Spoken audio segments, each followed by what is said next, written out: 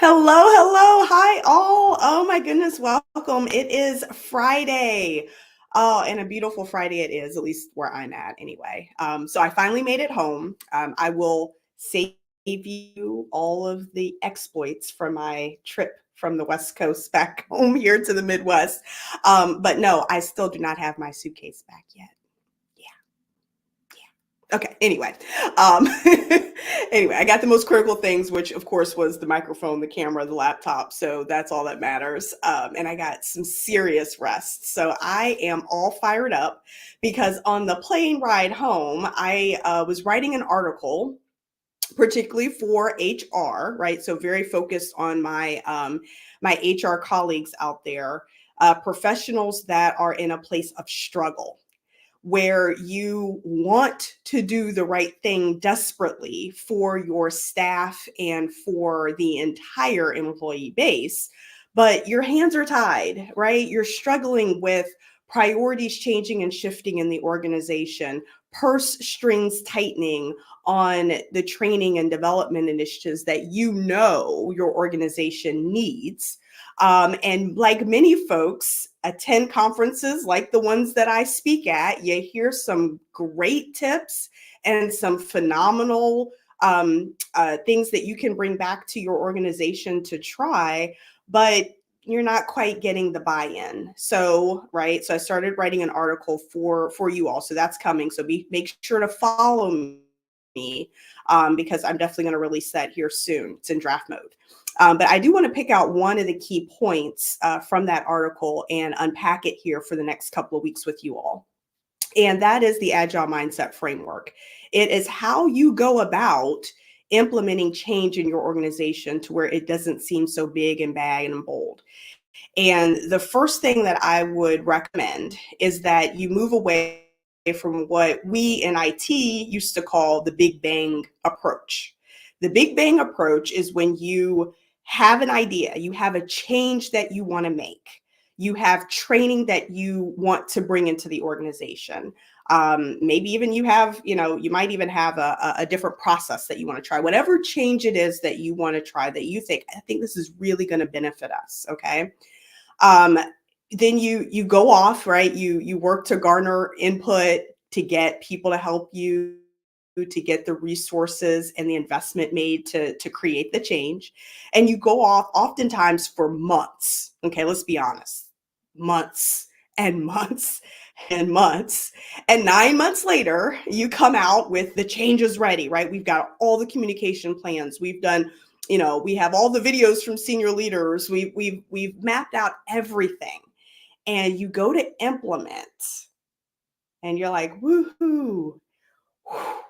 I mean, that was such a heavy lift. Even if the change was received positively, even if it did achieve the goals and objectives that you sought out, even if the change was wildly successful, it still took 9 months. It still was a lot of blood, sweat, and tears it was a heavy lift to make it happen. And so when you think about doing another change again, this, even if it was a good one, even if it was received well, your body is still like, oh, I don't know if I got another 9 months in me, right? Like, is there a way that we can do this in a shorter amount of time and it not be such a heavy lift? And the answer is yes, a resounding yes.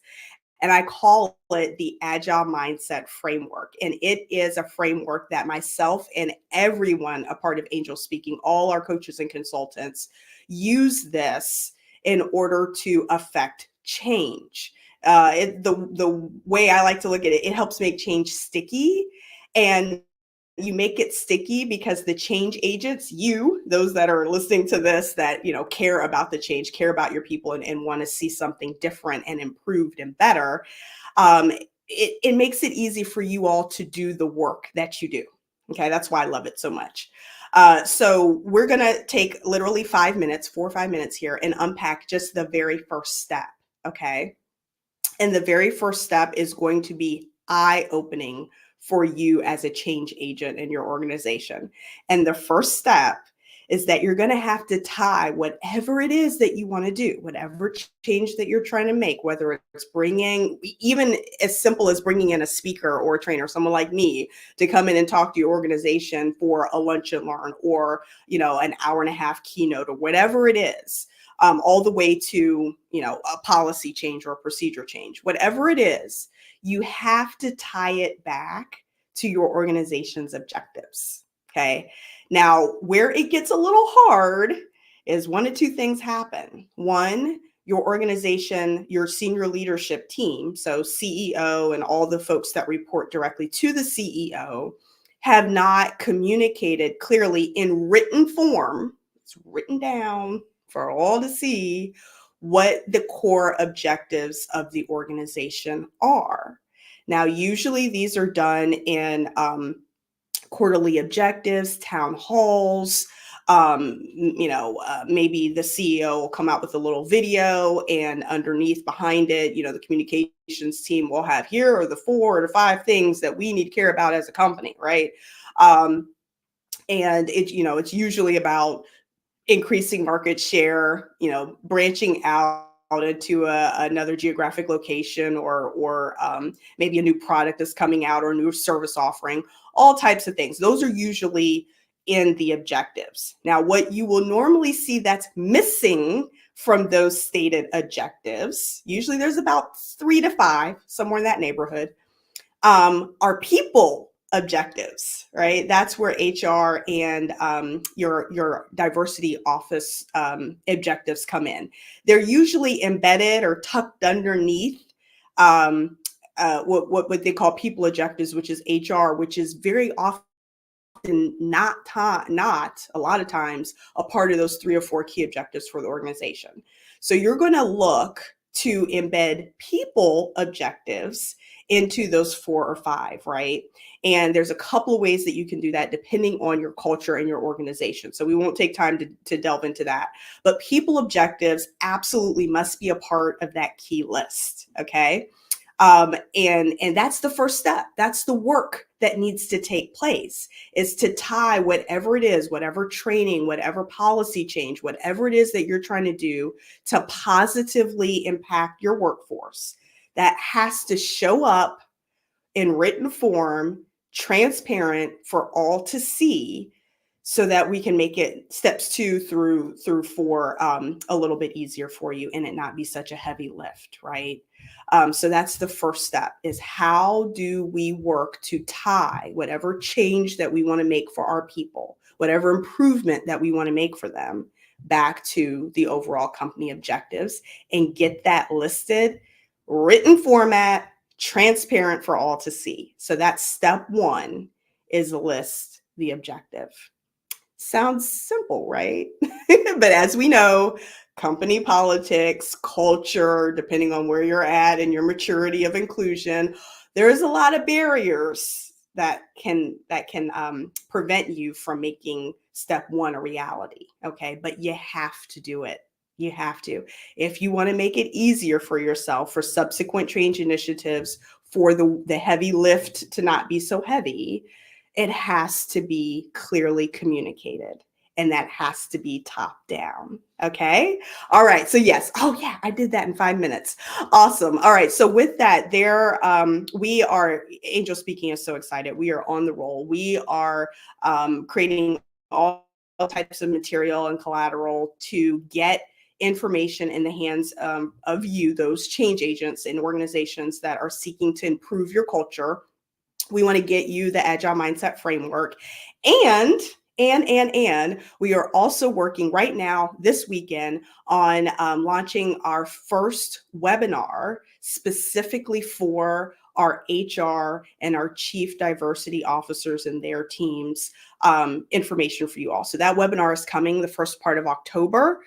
So bookmark, as of right now, tentatively bookmark your calendar for Tuesday, October 10th. Just an hour and a half, 2-hour session. CEU credits will be available, and information is coming. We're working on that now to get that and launched out to you here soon. So make sure in the meantime, follow because I will just be dripping out and providing high level information about the framework and how it can be employed. And with that, if you have any questions, need help right now, right away, like, hey, Angel, I can't wait. I need what you got now, right? In terms of our services, by all means, please just reach out to, let me put it up here on our banner. So you got it. There we go. info@angelspeaking.com. We will happily hop on a quick 15-20 minute call, find out what your needs are and how we can best service you. Again, we have a consortium of coaches and consultants. So I pretty much can almost guarantee whatever your need or your ask is. If the Angel Speaking core team isn't providing it, guarantee my consortium will. And so with that, we wish you a very, very happy Friday. Be blessed and be safe this weekend. Enjoy your time with your family and away if you're traveling, getting kids ready for school. We're in back to school mode across most of the country now. So blessings to our children who are going back to school, especially in this time. Safety is number one concern for most parents like myself. So hearts out to all of those that are getting ready to go back to school. All right. With that, thank you. Be blessed. Take care. And don't forget, mark your calendar for next Friday, 12:30 p.m. Eastern, where we will talk about step 2 of the Agile Mindset Framework. All right. Bye, all.